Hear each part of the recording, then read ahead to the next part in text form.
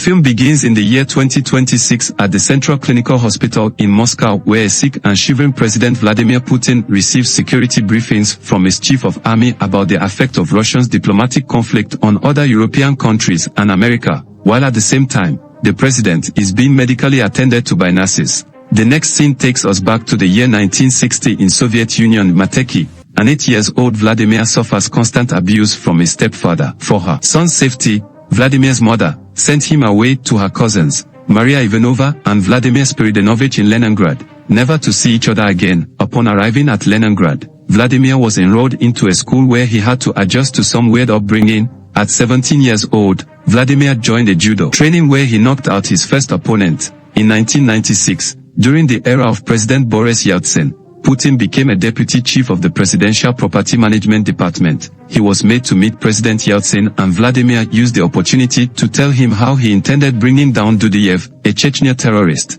Vladimir suggested Yeltsin cooperate with the American President Bill Clinton by using Dudayev's phone network to ascertain his location and bomb him. President Yeltsin celebrated the success of Vladimir's advice. After the death of Dudayev, Vladimir also made a bargain for him to be made the director of Federal Security Service after exposing some top security chiefs who are planning to overthrow President Boris Yeltsin. Vladimir's first focal point as he assumed office was ordering the service chiefs to gather more intelligence on President Yeltsin. Flashback to the year 1988, in Pripyat, 2 years after the Chernobyl nuclear disaster, a former Chernobyl army scientist, Ivan Petrov, discovered cesium through the radioactive soil. Cesium is a poisonous invention capable of killing humans in a cruel way.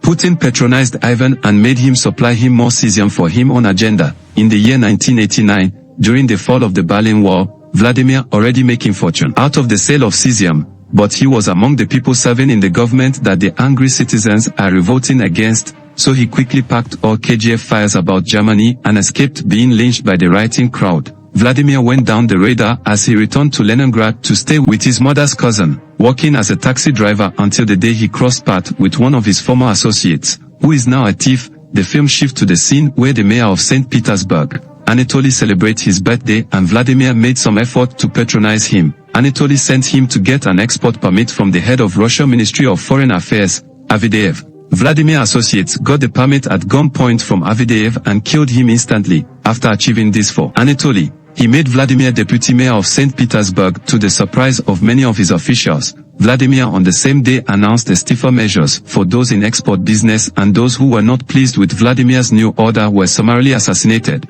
In Vladimir's attempt to rebuild the Soviet Union, he created a common enemies for his people by attacking the Chechen militants he used to sell cesium to, then orchestrated a plan through the director of the FSS, Nikolai Petroshev, to embark on bombing several Russian civilians' hangouts like private residences and schools to make it look as though the Chechen militants were retaliating. In the year 1999, Putin has gathered a lot of President Boris Yeltsin's corrupt record in office and exposed them to Russian justice system, and Yeltsin was bound to face prosecution. Yeltsin was scared of going to jail, hence Putin suggested he announce him as the new president, and he promised to grant Yeltsin presidential pardon. Yeltsin announced his own resignation and subsequently announced Putin's appointment as the new Russian president. On national TV, Anatoly realized this and began begging Putin, who is now the president, to allow him serve under his government by referring to fact that he was offered assistance to Putin in the past. This made Putin believe Anatoly may expose his secret deal in the past also. So later, Anatoly died inhaling some poisonous gas in his apartment.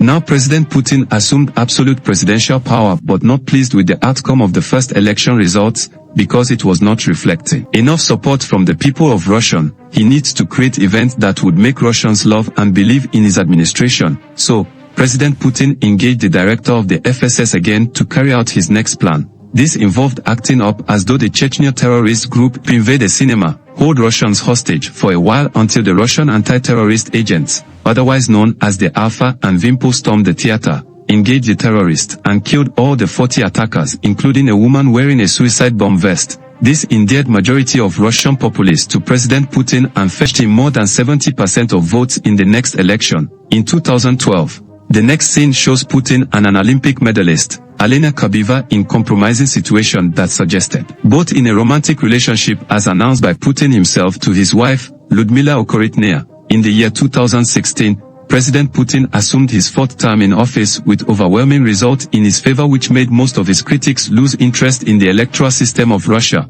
President Putin later influenced the system that would enable him spend more years in office till 2036. The final scene of the movie shows some distasteful consequences of war in Ukraine, fully backed up by President Putin. The movie ends where President Putin is seen struggling with his conscience in a medical chamber where he breathed his last breath with blood coming out of his mouth. Kindly subscribe to this channel. Click the like and share buttons and smash the notification bell to support this channel. Thanks for watching.